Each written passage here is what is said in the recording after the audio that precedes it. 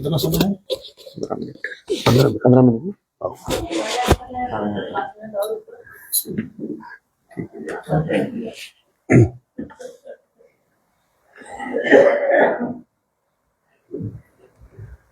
सबके हृदय में बैठे हुए परमात्मा को मैं नमन करता हूँ।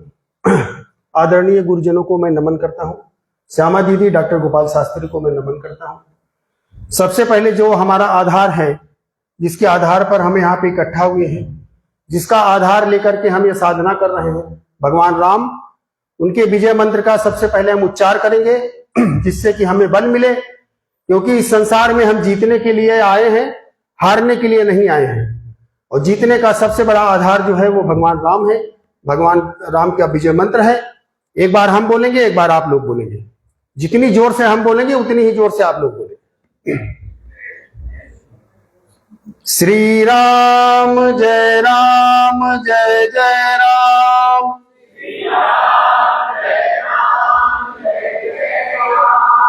श्री राम जय राम, जय जय राम।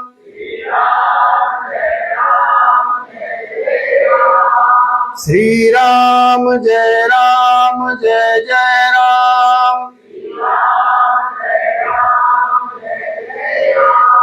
श्री राम जय राम, जय जय राम। श्री राम जय राम, जय जय राम।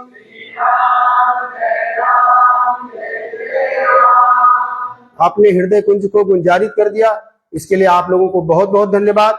एक चीज के लिए हम और आपको धन्यवाद देना चाहेंगे, आभार प्रकट करना चाहेंगे कि व्यवस्था की सेवा हमारे हाथ में थी और हमारी जो कैपेसिटी थी उससे कुछ ज्यादा लोग आए और आप लोगों ने इसमें एडजस्ट किया। इसके लिए आपने बहुत बड़ी कृपा की हमारे ऊपर। इसके लिए हम आपको बहुत बहुत धन्यवाद देते हैं और भगवान से यह प्रार्थना करते हैं कि जिन जिन लोगों ने हमारी बात मान करके इसमें एडजस्ट किया, भगवान की कृपा से उनके कष्ट को भगवान दूर करें, योगी जी दूर करें, ऐसी मेरी प्रार्थना भगवान से है। तो चलिए हम चलते हैं अपने साधना की ओर। अनुभव और साधना को हम मिक्स करते हैं। तो सबसे पहले साधना करने के पहले हमें यह जानना जरूरी है कि हमें क्या चाहिए, हमारी डिमांड क्या है और उसका साधन क्या है। तो सबसे पहले हर मनुष्य की जो मांग होती है वो यही मांग होती है कि हमें सुख चाहिए, यही होती ना सुख चाहना। तो क्या होता है कि जब कोई एक नियोजक, कंपनी का मालिक या किसी संस्था का मालिक कोई संस्था बनाना चाहता है तो उसका उद्देश्य होता है एक संस्था बनाई जाए, तो वो क्या करता है, सबसे पहले चयन करता है। किसका चयन करता है? कर्मचारियों का चयन करता है, फैक्ट्री का चयन करता है, जमीन का चयन करता है, ऐसे तमाम चयन करता है वो। फिर कर्मचारियों का चयन करता है। उसके बाद क्या होता है, उसका प्रशिक्षण देता है। प्रशिक्षण के देने के बाद उसका नियोजन करता है, उसको नौकरी देता है। इसी तरह से मानव जीवन हम लाए भगवान के यहां से। कहा गया है कि कबहू के कर करुणा नर देहि, देत ईस बिन हेत सले।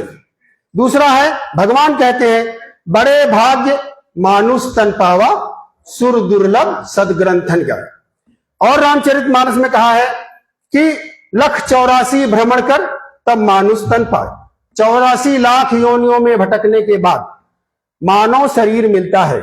अब यहां पे लोग कहते हैं कि बड़े भाग्य से हमें मनुष्य बन गया। तो क्या रामचरितमानस में यह लिखा है कि मनुष्य बन गया बड़े भाग्य से, या भगवान ने बड़ी कृपा करके आपको मनुष्य बना दिया, ऐसा लिखा कहीं? नहीं लिखा। वहां पे क्या लिखा है कि बड़े भाग्य मानुष तन मिला हुआ है आपको। और दूसरा, कबहू कर करुणा नर देहि, देह मिली हुई है आपको भगवान की तरफ से। भगवान की जो करुणा आपके ऊपर हुई वो आपको मानव तन मिला। और मानव तन क्या है?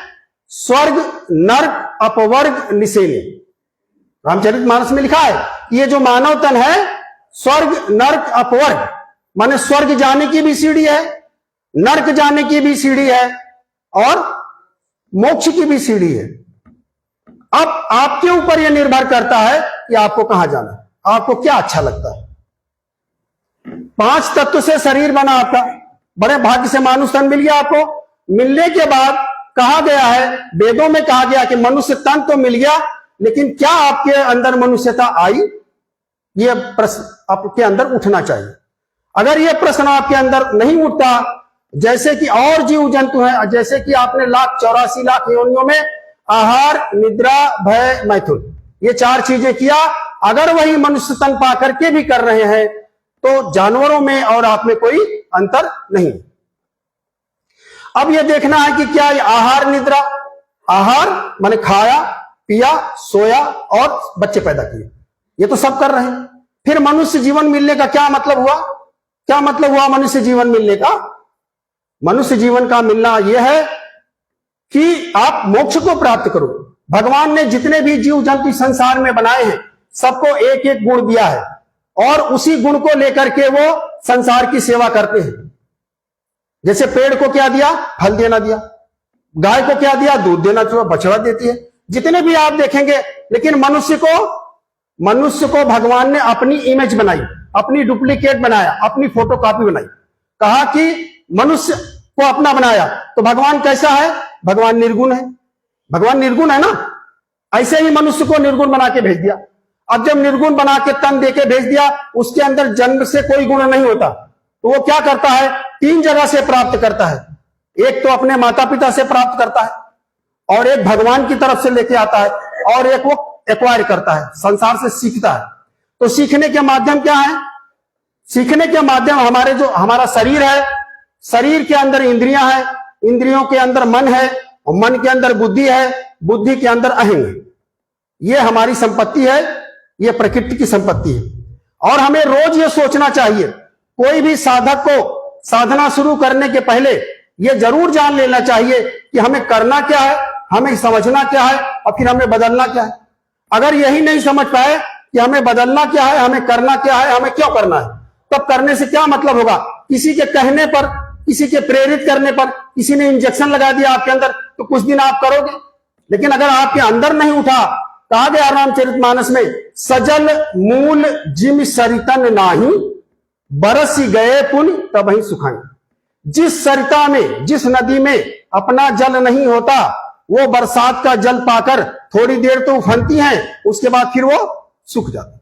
यदि आपने किसी के कहने पर कोई साधना की, चाहे वो मानस योग साधना हो, चाहे ध्यान योग साधना हो, तो वैसे ही होगा कि जब तक उसकी वाणी का असर होगा आपके ऊपर, तब तक तो आप करेंगे, अन्यथा आप फिर सूख जाएंगे, फिर जस के तस वही, फिर पुनरब जन्मम पुनरब मरणम, पुनः जन्म लेना पुनः मरना, यही होगा।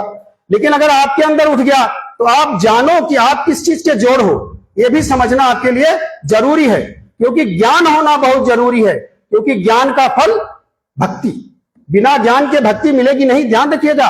तो सबसे पहले ज्ञान जरूरी है। क्यों? क्योंकि ज्ञान से ही इस संसार के बंधन कटेंगे। ज्ञान से ही जो भी आपके दोष हैं, चाहे वो शारीरिक दोष हो, चाहे मानसिक दोष हो, चाहे ऐन्द्रिक दोष हो, और चाहे बौद्धिक दोष हो, और चाहे अहंग के दोष हो, वो ज्ञान से ही कटेंगे। जब तक आप जानोगे नहीं कि ये दोष है, तब तक आप कैसे काटोगे? दुनिया में कोई भी व्यक्ति जानबूझ से कोई गलत काम नहीं करता। सारा जो गलती होती है वो अनजाने में ही होती है। जैसे ही वो जानेगा कि ये गलत है, तुरंत छोड़ देगा। जैसे कोई गाली दे रहा है, जब तक वो ये नहीं जानेगा गाली देना गड़बड़ है, तब तो गाली देता रहेगा। जैसे किसी ने बताया नहीं गाली देना अच्छी बात नहीं, छोड़ देगा, जानबूझ के नहीं करेगा। तो सबसे पहले आप जान लीजिए कि आप क्या हो। तो आप 3 चीजों के जोड़ हो। 3 चीजों के, कौन कौन सी? आपके अंदर प्रकृति है, आपके अंदर भगवान है, परमात्मा है, और एक आप हो, है ना, मैं जिसको बोलते हैं। अब सवाल इस बात का है, यह देखना है कि क्या भगवान बीमार है, क्या प्रकृति बीमार है, कौन बीमार है, कि मैं बीमार हूं? क्या जवाब आएगा कि मैं बीमार हूं। ठीक है। अब आप देखिए, बाहर आप देखिए, ना समुद्र बीमार है, ना नदियां बीमार है, ना कोई बीमार नहीं है। लेकिन उस प्रकृति का जो अंश हमको मिला, हमारी गलती के कारण, तो क्या हो गया? गड़बड़ हो गया। होता क्या है कि पेट में भोजन जाता है, लेकिन खाता कौन है? मन खाता है। तो मन तो भरेगा नहीं कभी, भरता तो पेट है। तो पेट को अपना काम करने दीजिए। मन क्यों लगाते हैं उसमें? तो पेट अगर खाएगा तो भरेगा, तो पेट डकार आएगी, काम खत्म हो गया। लेकिन अगर मन खा रहा है, तो अगर कोई चीज आ गई, जलेबी आ गई, रसगुल्ला आ गया, तो 2-4 और चल जा रहा है, 5-6 और चल जा रहा है। क्यों? क्योंकि मन को भरना। तो ध्यान रखना कि जो खा रहा है वो तो भरेगा, लेकिन जो खाली सोच रहा है वो कभी नहीं भरेगा। तो हम 3 चीजों के जोड़ हैं, चित जल पावक गगन समीरा, पंच रचित या अधम शरीरा। इन 5 चीजों से हमारी शरीर की रचना हुई है। दुनिया में कोई चीज ऐसी नहीं है जो जिस चीज से बनती है उसी से चलती है। कल्पना कर लीजिए आपके ऊपर ये पंखा लटका हुआ है, बना है किससे? लोहे से बना है, रबड़ से बना है, तार से बना। क्या चलता भी इससे? क्या नहीं चलता ना। तो इसी तरह से शरीर 5 तत्वों से बना है लेकिन इससे चलता नहीं है। अब इसमें क्या है? तो भोजन का काम क्या है? जैसे कि मानस योग साधना का पहला जो धारणा है, मानस योग साधना की जो पहली धारणा है जिसको आपको धारण करना है उसको आप धारण माने करिए, क्योंकि पहली धारणा क्या है? भोजन में शक्ति नहीं है। तो फिर भोजन में क्या है? ये प्रश्न उठना चाहिए ना कि भोजन में शक्ति नहीं, अगर गुरु ने कहा है तो भोजन में क्या है? रामचरितमानस में साफ लिखा हुआ है, भोजन करहूं त्रिपित हित लागी, जिमियासन पच वै जठरागी। क्या करना है? भोजन। भोजन कहते हैं कि भोजन तृप्ति के लिए होना चाहिए, पेट की तृप्ति, मन की संतुष्टि और पुष्टि के लिए। शरीर इससे पुष्ट होता है। एक बच्चा छोटा सा पैदा होता है, मां के गर्भ से निकलता है, मां का दूध पी के धीरे धीरे बड़ा होने लगता है, फिर खाता है, फिर हो जाता है 4-5 फुट का, 6 फुट का, जो भी जितनी जिसकी लंबाई बढ़नी है। तो ये पोषण है। तो भोजन का काम क्या है? तृप्ति देना, संतुष्टि देना और पुष्टि देना। शक्ति का नाम कहीं नहीं लिखा हुआ कि शक्ति देता है भोजन। और चलते आप किससे हैं? शक्ति से चलते हैं। तो जो बच्चा छोटा पैदा हो उसके लिए तो पोषण की जरूरत है, लेकिन जो बड़ा हो गया हो उसके लिए उतना ही अगर आप देंगे तो नतीजा क्या होगा? नतीजा ये होगा कि आपके अंदर रोग आ जाएगा। तो अब आप देखिए शरीर में पहला तत्व क्या है? पृथ्वी है। पहला तत्व पृथ्वी है ना। उसका गुण क्या है पृथ्वी का? गंध। यदि आपने अपने शरीर में ज्यादा पृथ्वी तत्व को बढ़ाया तो आपके शरीर में क्या बढ़ेगा? गंध बढ़ेगी। ठीक है, ये तो गंध नाउन हो गया, लेकिन अगर आप इसमें विशेषण लगाते हैं तो सुगंध और दुर्गंध, विशेषण लगा दिया तो 2 ही चीज आपके अंदर होगी, या तो सुगंध होगा या तो दुर्गंध होगा। अच्छा, दोनों चीजों से ही ये जो कीटाणु, जीवाणु, विषाणु है ये आकर्षित होते। जहां भी गंध होगी, आप भी अगर कोई गंध आती तो आप आकर्षित होते। कल वहां पे हम लोग बैठे थे, कहीं कुछ बन रहा था, यहाँ सब्जी उब्जी कुछ बन रही थी, सबके नाक में आ गई सुगंध उसकी, और सबको याद आ गया कि भैया कुछ बन रहा है। तो इस तरह से क्या होता है कि या तो दुर्गंध आएगी या तो सुगंध आएगा। तो क्या होगा? जीवाणु, कीटाणु आकर्षित होंगे, नतीजा क्या होगा? बीमारी। तो रोग का कारण जो है वो अत्यधिक भोजन है। रोग का कारण में मूल कारण क्या है? अत्यधिक भोजन है। दुख का कारण क्या है? अधिक स्नेह है। जिससे आप स्नेह करते हो, यदि उसने कोई गड़बड़ी कर दी तो आपको ज्यादा दुख होगा, बनिस्बत जिससे आप स्नेह नहीं करते हैं वो अगर कुछ गड़बड़ी करता तो करते रहो, दुनिया बहुत पाप हो रहा, कहां होता है। इसी तरह से। और दरिद्रता का कारण क्या है? दरिद्र का मूल कारण क्या है? तृष्णा। दरिद्रता का मूल कारण ये नहीं कि हमारे पास खाने को नहीं है, पीने को नहीं है, वो नहीं है। दरिद्रता का मूल कारण क्या है? तृष्णा। आपकी तृष्णा जितनी बढ़ेगी उतनी आपकी दरिद्रता बढ़ती रहेगी, चाहे आपके पास सारी दुनिया का धन आ जाए। यही रावण है। रामचरितमानस में वर्णन है दशरथ का और रावण का। दशरथ का मतलब क्या होता है? दशरथ का मतलब होता है जो 10 इंद्रियों का मालिक है, जिसके नियंत्रण में 10 इंद्रियां आ गई हैं।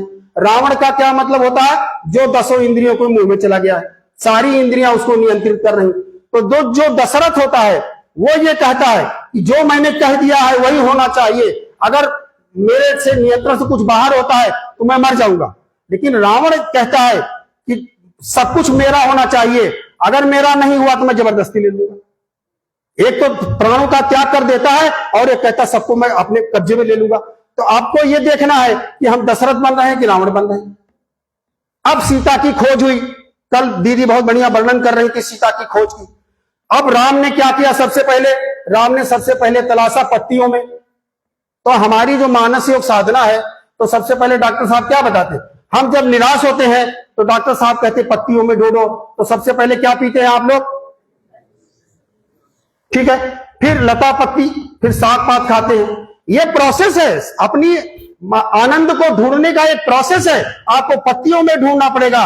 और फिर आया जल, आपको जल नदियों में ढूंढना पड़ेगा, फिर आपको ध्यान में जाना पड़ेगा, खोक अंतरा में जाना पड़ेगा। ये एक प्रोसेस है। ऐसे ही प्रोसेस से जब आप बढ़ेंगे तब आपको जाकर के मानस योग साधना अपने भगवान से, अपने राम से मिलाई। तो फिर क्या है, ये 5 तत्व हो गया। अब आपको ये देखना है कि ना प्रकृति बीमार है और ना ही भगवान बीमार है, बीमार मैं। अब मैं जो है ये, इसके लिए बहुत सावधानी से इसको पकड़िए कि मैं कभी मिटेगा नहीं, ध्यान रखिएगा, कभी नहीं। दुनिया में जो कुछ भी चीज बन गई है ये कभी नष्ट नहीं होती।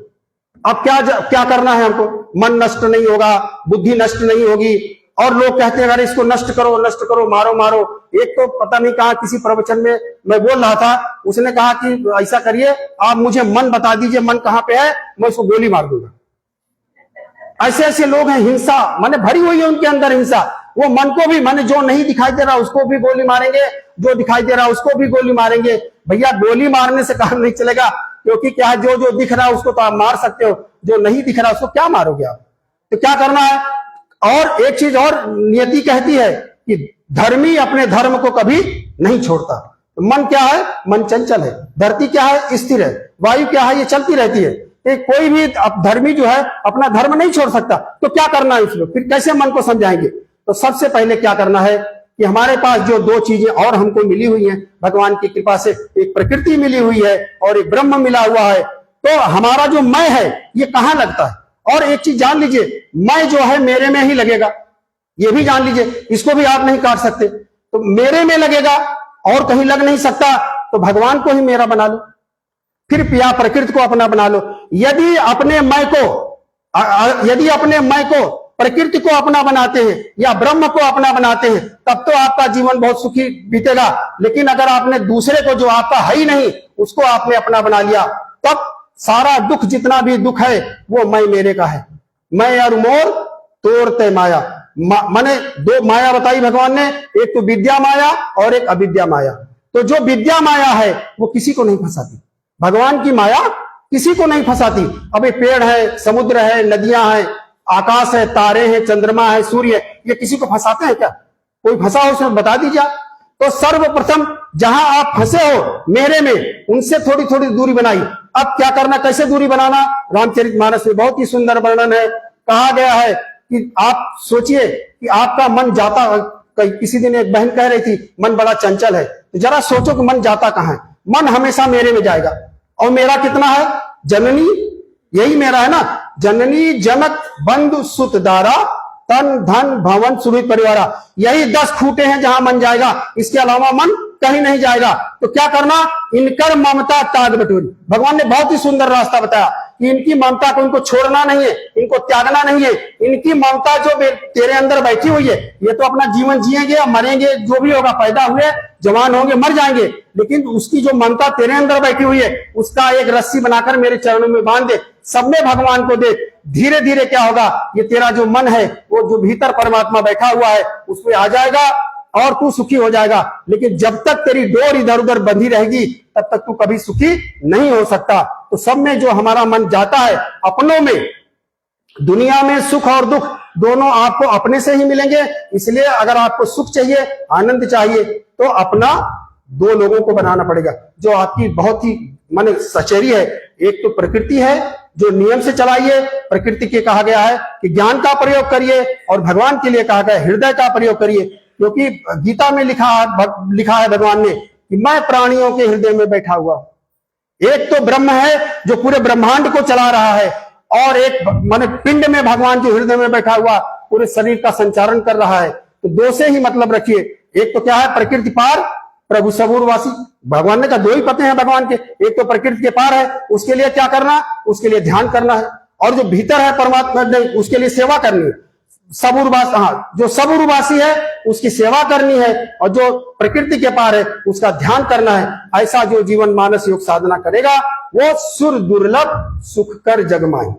देवताओं को भी ना नसीब होने वाला सुख इस संसार में भोगेगा, और मरने के बाद भगवान के धाम में जाएगा। सुर दुर्लभ सुख कर जगमाही, और अंतकाल रघुबरपुर जाई। बोलो गुरुदेव भगवान की।